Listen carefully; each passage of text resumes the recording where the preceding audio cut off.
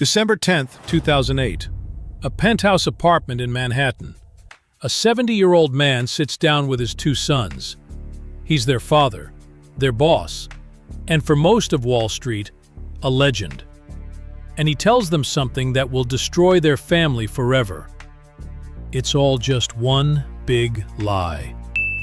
The investment business, the returns, the $65 billion sitting in client accounts.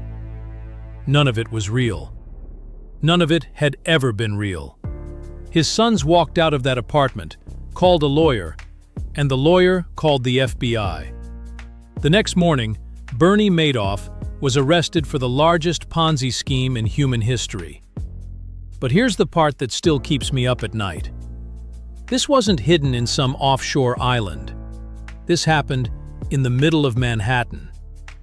Regulators walked through his office 5 separate times, and one man, one single analyst from Boston, figured out the whole thing in about 4 hours, 8 years before it collapsed. He told the government, over and over, with mathematical proof. Nobody listened. I'm Chuck. Grab a pencil. Let's figure out how this actually happened. To understand why nobody caught Bernie Madoff, you first have to understand something uncomfortable. He wasn't some shady guy in a back alley. He was the opposite. Bernie started his firm in 1960 with $5,000, money he'd saved from working as a lifeguard. Think about that. A lifeguard. The guy whose whole job is protecting people. And for decades, his real business was genuinely impressive. He helped pioneer electronic trading, the technology that basically became the modern stock market. By 1990, he wasn't just respected on Wall Street. He was the chairman of NASDAQ, 3 separate times. Let me say that again. The man running the biggest fraud in history helped run the stock exchange itself. So, when wealthy families heard whispers about Bernie's private investment fund, it didn't sound suspicious. It sounded exclusive. And Bernie played that perfectly. He didn't chase clients. He turned people away. Getting into Madoff's fund felt like getting into a private club. Steven Spielberg's charity invested. Actor Kevin Bacon. The owner of the New York Mets. Banks. Universities. Thousands of ordinary retirees who handed over their entire life savings. Because the returns were beautiful. 10 to 12% every single year. Market up, 12%. Market crashes, still 12%. Smooth, steady, like a perfect line drawn with a ruler. And that was the first clue. So what was Bernie actually doing with all that money? He told investors he was using a fancy strategy called split strike conversion. Buy big stocks, use options as insurance, capture steady gains. It sounded sophisticated. It sounded safe. Want to know what he was actually doing? Nothing. I'm serious. Investigators later confirmed that for at least the last 13 years, not a single trade was made. Not one stock, not one option, nothing. Every dollar went into one ordinary bank account at Chase, and it just sat there. Here's how the machine worked, and honestly, you could sketch it on a napkin. New investor puts in $1 million. It goes into the pile. An old investor asks to withdraw some profits? Bernie pays them from the pile, from the new investor's money. That's it. That's the whole scheme. It's called a Ponzi scheme, and it only has one rule. Money coming in must always be bigger than money going out. Meanwhile, on the 17th floor of a Manhattan skyscraper, they called it the Lipstick Building, a small team was printing fake account statements, fake trades, fake profits. Millions of pages of pure fiction mailed to nearly 5,000 clients who believed every word. And on paper, the pile grew and grew. until client statements showed almost $65 billion, money that simply did not exist. Now, remember the analyst I mentioned?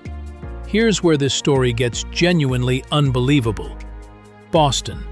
A quantitative analyst named Harry Markopolos gets a strange assignment from his bosses. This Madoff guy delivers 12% every year. Figure out how he does it and copy it. So Harry sits down with Bernie's numbers. 4 hours later, he has his answer. It's impossible. Not difficult, not unlikely, mathematically impossible.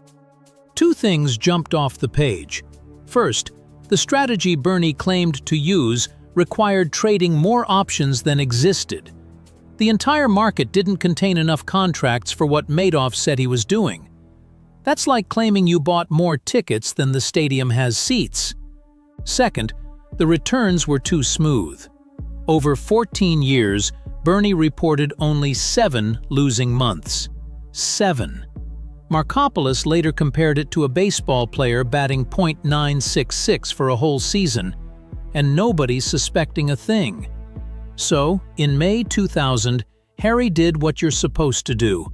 He wrote it all up and submitted it to the SEC, the government agency that exists precisely to catch this. Nothing happened. He submitted again in 2001. Nothing. He went to the press. Nothing. In 2005, he sent the SEC a 17-page memo listing 30 red flags. And just so nobody could miss the point, he gave it a title. The world's largest hedge fund is a fraud. Nothing happened. By now, Harry was scared. He genuinely believed that exposing a fraud this size could get him killed. He started carrying a pistol, checking under his car before getting in. This wasn't a hobby anymore.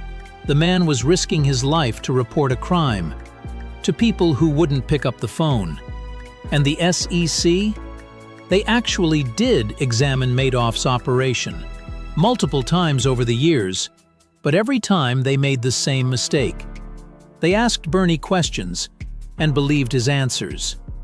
There was one simple step that would have ended everything in a day. Call the clearinghouse and verify the trades were real. They never made that call. Not once. Because who's going to accuse the former chairman of NASDAQ? So if the regulators didn't catch him, what did? Math. The same math Harry saw in 1999. Remember the one rule of a Ponzi scheme? Money in must beat money out. For decades, Bernie was fine. His reputation kept new money flooding in. Then came 2008. The financial crisis hit, and the entire world needed cash at the same time. Banks were collapsing, markets were in free fall, and Madoff's investors, who thought their money was sitting safely in his fund, started asking for it back. Not a few of them, all of them. Withdrawal requests piled up into the billions, and Bernie looked at his one bank account, the pile, and saw the truth he'd been outrunning for decades. The pile was almost empty. There was no strategy to save him, because there had never been a strategy. In the first week of December 2008, Bernie quietly told a senior employee it was over. Days later, he confessed to his sons. And on December 11, 2008, the FBI knocked on his door. $65 billion on paper, tens of thousands of victims across 127 countries. Retirees lost everything. Charities shut down overnight. Some victims had to come out of retirement in their 70s and go back to work.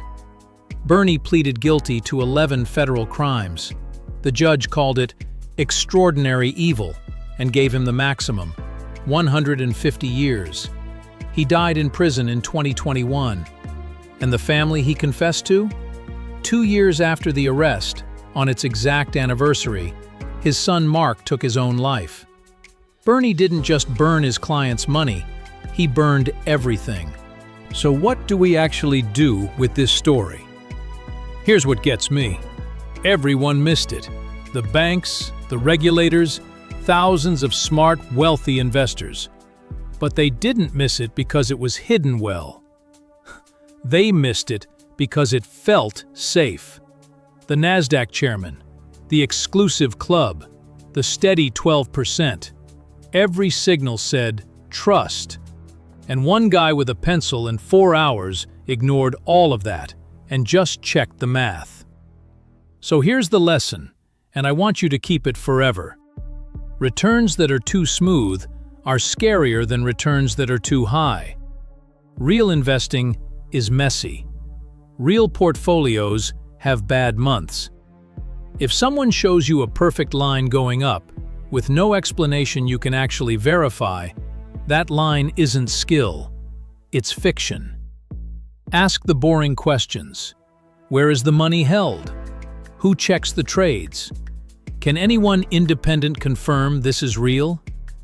Bernie Madoff survived 40 years because almost nobody asked, and the few who did were ignored. Don't be the crowd that trusted the reputation. Be the one guy who checked the math. I'm Chuck. This is Pencil Portfolio, where we break down the biggest money stories in history, one sketch at a time. If this story shocked you, wait till you hear the others. Subscribe, and I'll see you in the next one.